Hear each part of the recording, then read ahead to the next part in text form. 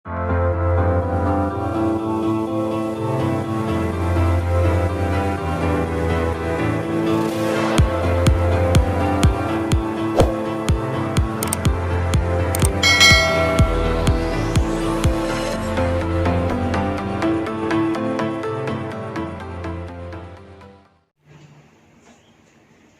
good morning everybody. How are you today? I hope all of you is good condition today. Okay, welcome back to my channel. Okay, for today I want to teach you or to share about my knowledge to all of you there about how to translate from English to Indonesian and from Indonesian to English. Okay, bagaimana cara menerjemahkan dari bahasa Indonesia ke dalam bahasa Inggris dan dari bahasa Inggris ke dalam bahasa Indonesia. Ada 3 prinsip di dalam menerjemahkan bahasa Inggris ke dalam bahasa Indonesia dan begitu juga sebaliknya. Dan nantinya di dalam video saya kali ini saya akan menjelaskannya bagaimana caranya. Apakah kata sifatnya dahulu yang diterjemahkan? Apakah kata bendanya dahulu yang diterjemahkan? Karena saya berikan satu contoh. Di dalam bahasa Inggris contohnya ada satu kata, the greedy dog. Oke. Greedy ini artinya rakus. Berarti kata sifat. Sementara dog artinya adalah anjing, berarti kata benda. The greedy dog. Oke, berarti greedy tadi rakus, itu kata sifat. Dog tadi adalah anjing, itu kata benda. Ketika kata ini kita terjemahkan ke dalam bahasa Indonesia akan berbalik. Kenapa? Kata bendanya yang di depan dan kata sifatnya yang di belakang, dan otomatis ada muncul kata yang. Oke, for example, the greedy dog. Greedy tadi kata sifatnya adalah rakus, dog adalah anjing. Ketika kita terjemahkan ke dalam bahasa Indonesia menjadi si anjing yang rakus. Oke, seperti itu dia. Dan bagaimana yang prinsip kedua, prinsip ketiga, saya akan menjelaskannya di dalam video kali ini. So, tonton terus channel saya, don't go to another channel. Oke. Alright my friends, oke, seperti yang saya jelaskan tadi, di sini saya akan menjelaskan ada 3 prinsip dalam menerjemahkan bahasa Inggris ke dalam bahasa Indonesia dan begitu. Oke, there are 3 principles how to translate from English to Indonesian. Oke, the first, look at this. Oke. Yang bagian 1, perhatikan ini, the greedy dog. Oke, ini prinsip yang pertama, yaitu the greedy dog, yang artinya adalah si anjing yang rakus. Oke, di sini jelas kita lihat. Oke, prinsip the greedy dog digunakan apabila ada sebuah benda mempunyai satu kata sifat. Maka dalam penulisannya terlebih dahulu dituliskan kata sifatnya. Oke, diulangi sekali lagi. Prinsip the greedy dog digunakan apabila ada sebuah benda mempunyai satu kata sifat. Bendanya di sini adalah dog. Kata sifatnya adalah greedy. Oke. Maka dalam penulisannya terlebih dahulu dituliskan kata sifatnya. Oke, itulah tadi the greedy dog. Greedy kata sifat, dog kata benda. Oke, kemudian diikuti kata bendanya. Oke, pas kan? Tetapi di dalam penerjemahannya terlebih dahulu bendanya diterjemahkan, kemudian diikuti kata sifatnya. Nah, ini yang saya jelaskan tadi. Sewaktu kita menerjemahkan dari bahasa Inggris ke bahasa Indonesia, di dalam penulisannya kata sifatnya yang dahulu baru kata bendanya kalau dalam penulisan bahasa Inggris. Tetapi sewaktu kita menerjemahkan, kata bendanya dahulu yang diterjemahkan, kemudian diikuti kata sifatnya. Dan secara otomatis akan muncul kata yang. Itu dia, yang di atas. Oke, the greedy dog, si anjing yang rakus. Greedy adalah rakus, dog adalah anjing, si anjing yang rakus. Dalam penulisan bahasa Inggrisnya pertama ditulis kata sifatnya, tetapi di dalam penerjemahannya terlebih dahulu disebut kata bendanya ataupun bendanya. Seperti itu dia. This is the example, maksudnya the prinsip number 1. Oke, kita lihat beberapa contoh tentang prinsip number 1. Ini dia example number 1. The beautiful girl, si gadis yang cantik, otomatis yangnya ada di tengah. Oke. The lazy student, siswa yang malas. The stupid boy, si laki-laki yang bodoh. Oke. The smart child, anak yang pintar. Gitu dia. Kata sifatnya dahulu dituliskan di dalam bahasa Inggris, tetapi di dalam penerjemahannya kata bendanya yang dahulu diterjemahkan. Begitulah yang bagian 1 ataupun prinsip nomor 1. Oke, kita lanjut ke bagian nomor 2. Prinsip nomor 2 kita buat seperti ini dia. The butcher's shop. Oke, tokonya si tukang potong. Oke, butchers itu adalah tukang, shop itu adalah toko, butchers itu tukang potong, shop itu adalah toko. The butcher's shop berarti tokonya si tukang potong. Perhatikan penjelasan di bawah. Prinsip ini digunakan apabila ada sebuah benda, ada sebuah benda dan ada yang memilikinya. Ada sebuah benda dan ada yang memilikinya. Maka dalam penulisannya terlebih dahulu dituliskan pemiliknya, kemudian bendanya. Terlebih dahulu dituliskan pemiliknya, kemudian bendanya. Kalau dalam menulis ya, pemiliknya dulu. Tetapi dalam penerjemahannya terlebih dahulu bendanya yang diterjemahkan. Perhatikan. Dalam penerjemahannya terlebih dahulu bendanya yang diterjemahkan, kemudian diikuti oleh pemiliknya. Dan otomatis akan muncul katanya. Perhatikan contoh di atas tadi. The butcher's shop.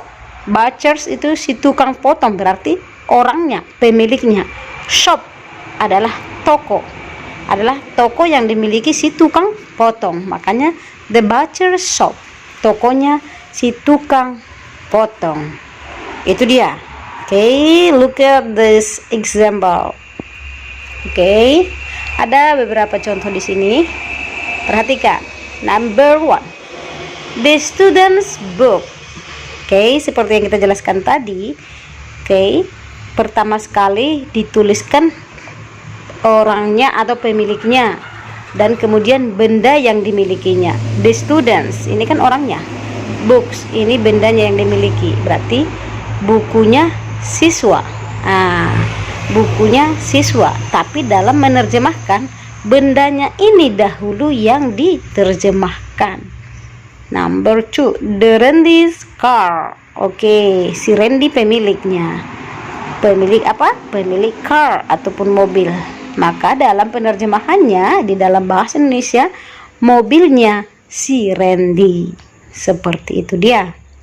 The number 3, the teacher's room. Teachers itu guru, room itu ruangan, berarti miliknya guru kan? Apa yang dimiliki oleh guru yaitu ruangan, yaitu room. Berarti di dalam menerjemahkannya ruangannya guru. Pertama sekali ruangan yang diterjemahkan ataupun bendanya. Number 4, the Grace cat. Grace ini adalah orangnya. Cat itu adalah kucing. Maka dalam penerjemahannya kucingnya si Grace terlebih dahulu, benda yang dimilikinya yang diterjemahkan. perhatikan. The next, number 5. The James Dictionary. James itu adalah orangnya. Dictionary itu adalah benda yang dimiliki si James. Maka bahasa Indonesianya adalah kamusnya si James. Intinya ingat selalu, yang diterjemahkan terlebih dahulu adalah benda yang dimiliki, baru pemiliknya. Oke. Next, kita lanjutkan bagian yang nomor 3. Prinsip nomor 3. The white greedy cat. Si kucing putih yang rakus. Wow, bagaimana lagi dengan ini? Oke, kita lihat penjelasannya. Prinsip ini digunakan apabila ada sebuah benda dan memiliki dua kata sifat. Oke, perhatikan. Apabila ada sebuah benda dan memiliki dua kata sifat, ada sebuah benda ataupun seseorang tapi memiliki dua kata sifat. Oke, maka dalam penulisannya terlebih dahulu dituliskan kata sifat yang lebih menonjol. Dalam penulisannya terlebih dahulu dituliskan kata sifat yang lebih menonjol, lalu diikuti kata sifat yang kedua. Oke, kata sifat yang lebih menonjol itu seperti apa? Ibaratnya yang ini, the white greedy cat, si kucing putih yang rakus. Kalau kita tulis the greedy white cat, itu kayaknya kurang bagus atau kurang pas dia. Itulah yang disebut dengan kata sifat yang lebih menonjol tadi. Oke. Kemudian diikuti oleh bendanya. Oke, kita ulang dari atas. The white greedy cat. Prinsip ini digunakan apabila ada sebuah benda dan memiliki dua kata sifat. Maka dalam penulisannya terlebih dahulu dituliskan kata sifat yang lebih menonjol, lalu diikuti kata sifat kedua, kemudian diikuti oleh bendanya. Tetapi dalam penerjemahannya terlebih dahulu bendanya yang diterjemahkan, kemudian diikuti kata sifat. Oke, kemudian diikuti kata sifat. Oke, dan nantinya yang ada tertulis di sini maksudnya otomatis akan muncul kata yang. Oke, sorry ya, salah ketik tadi. Nah, itu maksudnya. Ingat, penerjemahannya selalu yang diterjemahkan pertama sekali adalah bendanya, kemudian diikuti kata sifatnya. Perhatikan lagi ke atas, contohnya ini, the white greedy cat. Cat adalah kucing, greedy adalah kata sifat rakus, white adalah kata sifat yaitu putih. Maka dalam penerjemahannya seperti yang dikatakan tadi, terlebih dahulu diterjemahkan bendanya, si kucing putih yang rakus. Kata sifat yang pertama dituliskan itu yang diterjemahkan terlebih dahulu, tapi kata bendanya yang di awal. Oke, the white greedy cat, si kucing putih yang rakus. Oke, mari kita perhatikan contoh-contoh dalam prinsip yang ketiga ini biar lebih paham lagi. Ini dia contoh-contohnya. Number 1, the black long hair. The black long hair, rambut hitam yang panjang. Black itu hitam, long itu panjang, hair itu rambut. Waktu menerjemahkan, hairnya ini dulu, rambutnya ini, karena ini adalah bendanya yang terlebih dahulu kita terjemahkan. Rambut hitam yang panjang, kata yang otomatis akan muncul. Number 2, the black sweet girl, si gadis yang hitam manis. Bukan si gadis hitam yang manis, bisa juga gadis hitam yang manis, tapi yang lebih bagusnya penerjemahannya adalah si gadis yang hitam manis. Oke. And the next, number 3, The circle delicious cake. Okay. Circle itu adalah bulat, berarti kata sifat. Delicious itu adalah enak, lezat, seperti itu, berarti kata sifat. Cake, kue, berarti benda. Maka dalam penerjemahannya cake-nya dulu yang ke depan. Kue bulat yang enak. Seperti itu dia. Oke. Diperhatikan ya teman-teman dan adik-adik yang di sana yang sedang belajar dalam menerjemahkan bahasa Inggris. Oke. The next, look at the number 4. The ugly arrogant man. Ugly ini artinya jelek. Arrogant ini artinya sombong, tinggi hati. Man adalah laki-laki. Maka dalam penerjemahannya ingat bendanya yang di depan, si laki-laki jelek yang sombong. Seperti itu dia. The next, number 5. The smart good student. Smart itu adalah pintar, kata sifat. Good itu adalah baik, itu juga kata sifat. Student adalah siswa, ini adalah benda, kata benda. So, how to translate this? Si siswa pintar yang baik. Oke, siswa pintar yang baik. Itulah prinsip-prinsip di dalam dalam menerjemahkan bahasa Inggris ke dalam bahasa Indonesia. Pertama kali tadi adalah the greedy dog, yang mana memiliki satu kata sifat lalu adanya kata benda. Di sini tadi kata bendanya duluan yang diterjemahkan, lalu diikuti kata bendanya, dan otomatis akan muncul kata yang. The greedy dog, si anjing yang rakus. Sementara yang nomor 2 tadi, the butcher shop, ini ada pemiliknya dan ada benda yang dimilikinya. Dan sewaktu menerjemahkan, bendanya dahulu yang diterjemahkan, kemudian diikuti oleh pemiliknya. Makanya the butcher shop. Shop itu toko, butchers itu adalah si tukang potong, makanya tokonya si tukang potong. Oke. Kita tidak tahu ini tukang potong apa tukang potong daging, apa tukang potong apalah itu, yang jelas tokonya si tukang potong. Oke. And the number 3, dan nomor 3-nya tadi adalah ada 2 kata sifatnya dan 1 kata bendanya. Dalam menerjemahkan hal ini tadi, kita dahulu menerjemahkan kata bendanya dan diikuti oleh kata sifat yang pertama dan yang kedua, dan otomatis di antara kata sifat pertama dan kedua muncul kata yang. Oke. Seperti itu kawan-kawan dan adik-adik pelajar yang sedang belajar dalam menerjemahkan bahasa Inggris. Beginilah caranya, dan coba praktekkan sendiri dengan exercise yang sedang saya sediakan.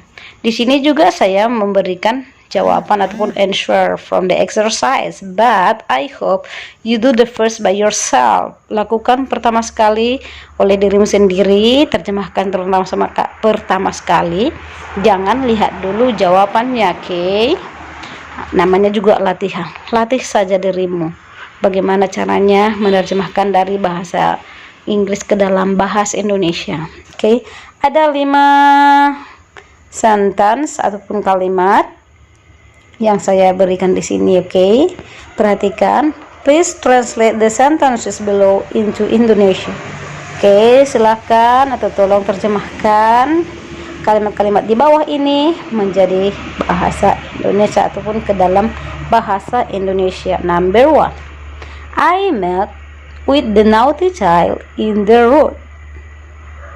Okay. Number 2. They asked me about the small restaurant. Number 3. He drives the big dirty motorcycle. Number 4.